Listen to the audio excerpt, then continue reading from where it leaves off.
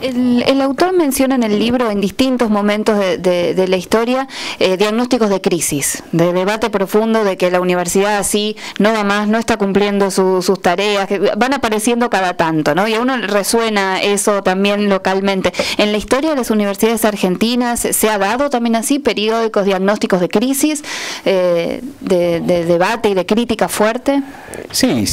Yo diría que permanentemente, ¿no? Digamos, es una cuestión que... Sí. Ese no es el problema. El problema es cómo se puede hacer para que esos cambios cristalicen en la transformación de las estructuras, por esta cuestión que tiene que ver con la inercia de las estructuras universitarias, con su carácter conservador. Pero yo creo que, digamos, cuando uno recorre, incluso desde los orígenes, ¿no? Si el tema del profesionalismo, la crítica al profesionalismo es constante, ¿no? Si uno lo encuentra en 1880 y lo encuentra en los mismos términos a finales de la década del 20 y a finales de la década del 30, el peronismo, entre sus críticas a la universidad, además de cuestionar el elitismo, cuestionó su profesionalismo, ¿no? Es decir, retomó cuestiones que uno las puede ver en la década del 80.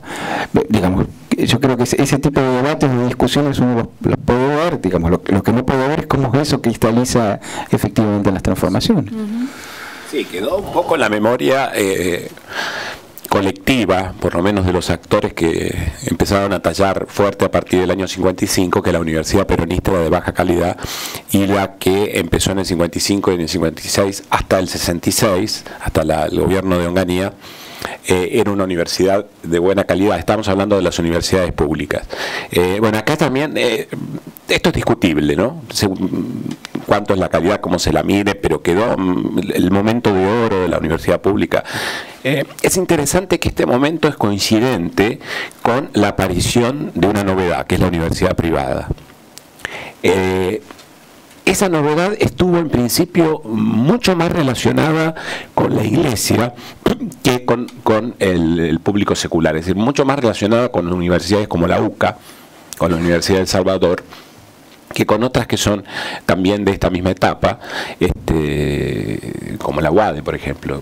Pero el movimiento estuvo sobre todo entre las universidades privadas y públicas, centrada en si la iglesia podía abrir universidades o no. De hecho, había manifestaciones de laica o libre. Laica era la que defendía la universidad estatal, pero sobre todo la universidad no religiosa, y libre era de aquellos que defendían la universidad religiosa.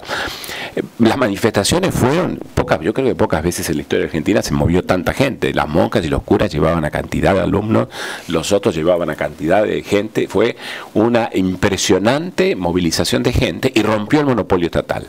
Que primero, de nuevo les vuelvo a decir, es esto que viene de lo que comentaba Pablo, es la universidad reformista, justamente si tenía algo era anticatólico, no va a ser algo, la reforma nos había dado, ¿qué es esto de crear universidades que van a depender de Pontificia, del Vaticano, de los jesuitas, etcétera? El autor termina el libro diciendo, o aplicando a la educación superior, la frase de origen francés esta de que cuando algo más cambia, más sigue siendo la misma cosa, ¿no? ¿Están de acuerdo ustedes con ese planteo? ¿Aplicar eso, digo, a la universidad? La verdad que no sé, no sé exactamente a qué se está refiriendo con ese, qué es lo que quiere decir con esa frase, ¿no? Pero reitero algunas de las cuestiones que mencioné antes, ¿no? Es esta característica evidentemente conservadora que tienen las instituciones, las dificultades que hay para que esas instituciones cambien, bueno, por el entrelazamiento de los intereses corporativos, ¿no? Que hay alrededor de las instituciones.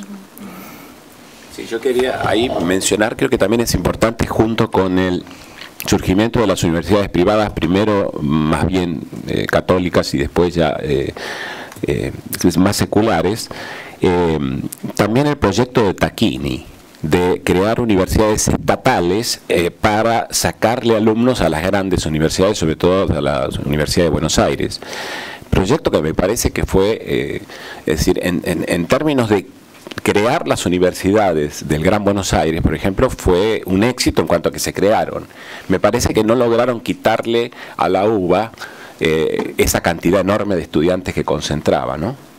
Sí, yo creo que, bueno, ahí hay cuestiones que tienen que ver con el prestigio de las mismas instituciones, con el capital simbólico que esas instituciones expresan.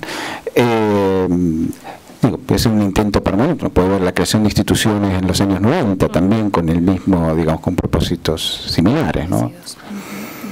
digamos, la idea de Tacchini también, digamos, yo creo que ahí uno puede reconocer dos vertientes distintas, ¿no? Es una más vinculada con la idea de, bueno, de las dificultades que tiene la respuesta al proceso de masificación de las instituciones universitarias, es decir, una universidad viable desde el punto de vista científico y pedagógico, puede decir, es una universidad de tamaño medio, ¿no? 20.000, 30.000 estudiantes. Y después también me parece el componente político es central, ¿no? Porque hay una tendencia mundial en sacar a los estudiantes de las grandes ciudades, ¿no? Es decir, y evitar la incidencia de los estudiantes como fuerza política. Digamos, a mí me parece que están las dos cuestiones, están las cuestiones que tienen que ver con aspectos específicamente científicos, pero también la proyección política.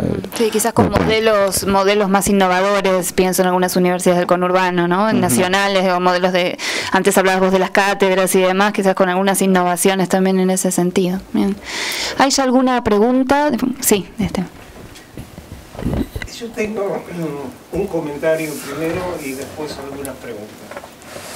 Aquí mencionamos la UTN, que nació como Universidad Obrera en sus orígenes. Eso recibió después un proceso, llamémosle entre comillas, de elitización, porque dejó de ser obrera.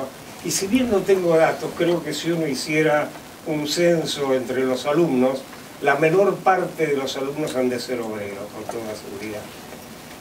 Ahí fue una transformación inversa a la época que ustedes decían, de los años 45 a los 55, copió ese modelo.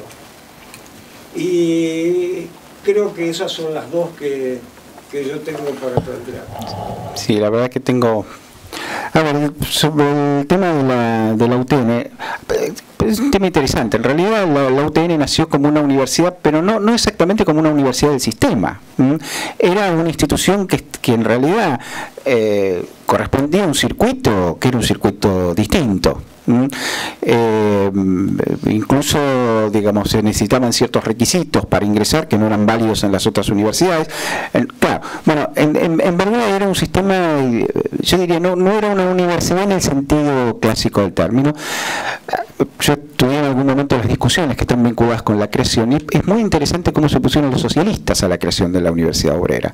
¿Por qué? Porque lo que cuestionaron era la segmentación del sistema. Digo, ¿por qué? Si nosotros tenemos un sistema universitario que incluye a todos, ¿por qué tenemos que crear una universidad solo para obreros? Digamos, la discusión pasaba esencialmente por esa cuestión. Digo, a mí me parece también que lo que ellos recuperaban ahí era un aspecto valorable del sistema, ¿no? Es decir, la capacidad que ha tenido la universidad históricamente como factor de integración social en la Argentina. Bueno, creo que en realidad cuando en el año 57, digamos, hay un intento, me parece, de revertir esa situación, cuando la universidad pasa a ser Universidad Tecnológica Nacional y pasa a ser una institución más del sistema, ¿no?